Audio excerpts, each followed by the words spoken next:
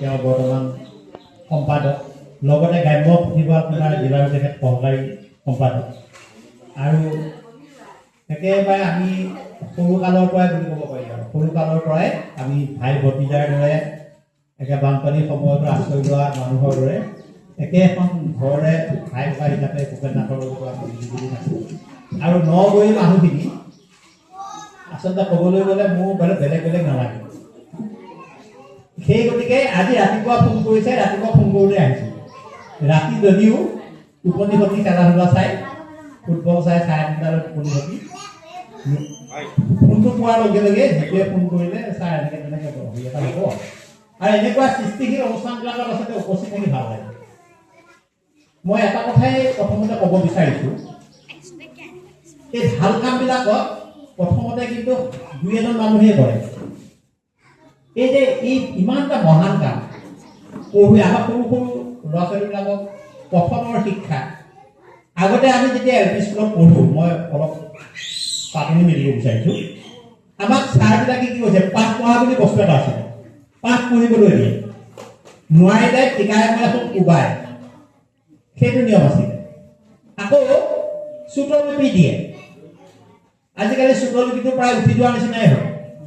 ব্যাকৰণৰ পাঠ এটা এক্সট্ৰাকৈ আছিল। আজিকালি ব্যাকৰণ প্ৰায় স্কুলতে ব্যাকৰণ পাঠৰ লগতে অকণমান ব্যাকৰণ থাকে, সেইখিনিকে পঢ়াই ব্যাকৰণ বুলি ক'লে এক্সট্ৰাকৈ। আৰু সেই গতিকে ব্যাকৰণৰ যেতিয়া নাথাকিব, ভাষাৰ মূল বস্তুটোৱে হৈছে ব্যাকৰণ।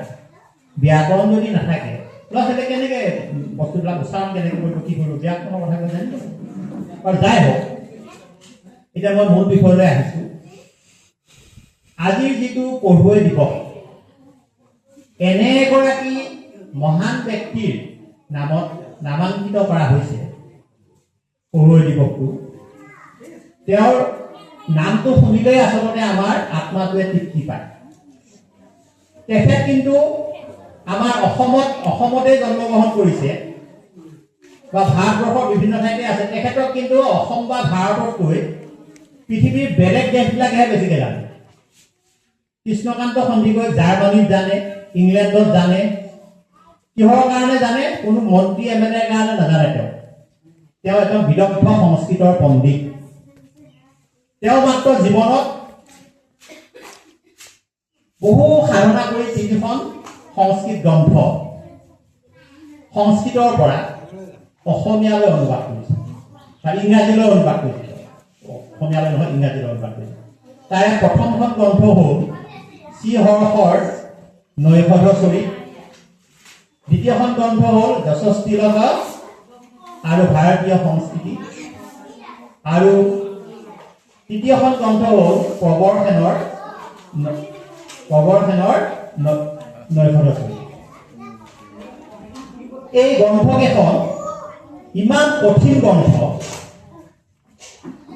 পৃথিৱীৰ ডাঙৰ ডাঙৰ সংস্কৃত পণ্ডিতসকলেও ইয়াৰ ব্যাখ্যা আগবঢ়ায়, টীকা ভাষ্য লিখিবৰ কাৰণে তেখেতসকলে অপাৰগতা প্ৰকাশ কৰিছে। কিন্তু কৃষ্ণকান্ত সন্দিকৈদেৱে ইমান সুন্দৰ সাৱলীলভাৱে সেই গ্ৰন্থকেইখন ইংৰাজী অনুবাদ দিলে, তাৰ টীকা ভাষ্য লিখিলে, বিশ্বৰ সংস্কৃত পণ্ডিতসকলে তগৰ মানে ইমান এটা সুদূৰ প্ৰান্তত, অসমৰ দৰে এটা প্ৰান্তত তেখেতে কি সাধনা কৰি এই 3খন মহান সংস্কৃত গ্ৰন্থ অকল মানে তেওঁ ইংৰাজীলৈ অনুবাদ কৰাই নহয়, টীকা ভাষ্য সহ তেওঁ সকলোৱে বুজিব পৰাকৈ এই সংস্কৃত গ্ৰন্থকেইখন ইংৰাজীলৈ অনুবাদ কৰিছে। আৰু আপোনালোকে জানি আচৰিত হ'ব, এই সংস্কৃত গ্ৰন্থকেইখন বৰ্তমান জাৰ্মানীৰ বিশ্ববিদ্যালয়ত চলে, ইংলেণ্ডৰ অক্সফৰ্ড বিশ্ববিদ্যালয়ত চলে, ভাৰতবৰ্ষৰ দক্ষিণ ভাৰতৰ বিভিন্ন বিশ্ববিদ্যালয়বিলাকত এই পাঠ্যপুথি হিচাপে, গৱেষণাৰ কিতাপ হিচাপে বৰ্তমান চলি আছে। এনে এগৰাকী মহান ব্যক্তি হৈছে কৃষ্ণকান্ত সন্দিকৈ। এই কৃষ্ণকান্ত সন্দিকৈৰ আগত পণ্ডিত প্ৰবৰ বুলি আপোনালোকে শব্দ এটা সংযোগ কৰিছে, কিন্তু তেখেত ইমান অমায়িক আছিল। তেখেতৰ যেতিয়া জীৱনী লিখিবৰ কাৰণে আব্দুছ ছাত্তাৰ, এজন আমাৰ অসমৰ বিখ্যাত লিখক আব্দুছ ছাত্তাৰে, তেখেতে জীয়াই থাকোঁতেই তেখেতৰ ওচৰলৈ গৈছিল যে আপোনাৰ মই জীৱনীখন লিখিব বিচাৰোঁ, মই নামটো পণ্ডিত প্ৰবৰ কৃষ্ণকান্ত সন্দিকৈ দিব বিচাৰোঁ। তেতিয়া কৃষ্ণকান্ত সন্দিকৈ দেৱে কি কৈছিল জানেনে? যে মোৰ আগত পণ্ডিত প্ৰবৰটো দিব নালাগে। পণ্ডিত প্ৰবৰ মানে মই ইমান পণ্ডিত হোৱা নাই, গতিকে মোৰ আগত পণ্ডিত প্ৰবৰ শব্দটো দিব নালাগে। গতিকে তেওঁ পিছত গৈ তেওঁ অতি সন্মান জনাই তেওঁ সেই জীৱনী গ্ৰন্থখনৰ নাম কৃষ্ণকান্ত সন্দিকৈ বুলি পেলাই নামাকৰণ কৰিছে। গতিকে আপোনালোকে চাওকচোন, এজন কিমান মহান, কিমান নম্ৰ, তেওঁ আচলতে পণ্ডিত হয়, কিন্তু পণ্ডিতজনে নিজকে নিজে পণ্ডিত বুলি ক'বলৈ তেখেতে কেতিয়াও বিচৰা নাই। যেনেকৈ এজোপা গছত খুব বেছিকে ফল মূল লাগিলে গছজোপা দূৰ খাই থাকে, যিসকল জ্ঞান গভীৰ ব্যক্তি তেওঁলোকে জ্ঞানৰ ঘৰত দূৰ খাই থাকে, তেখেতসকলে নম্ৰ হয়। অল্প বিদ্যা ভয়ংকৰ বুলি কোৱা সকলৰহে মানে অকণমান জানিলে আমি টিকনি জোকাৰি বহুত কথা আমি জানো বুলি ভাবি আমি মানে নিজকে পণ্ডিত বুলিব বিচাৰোঁ।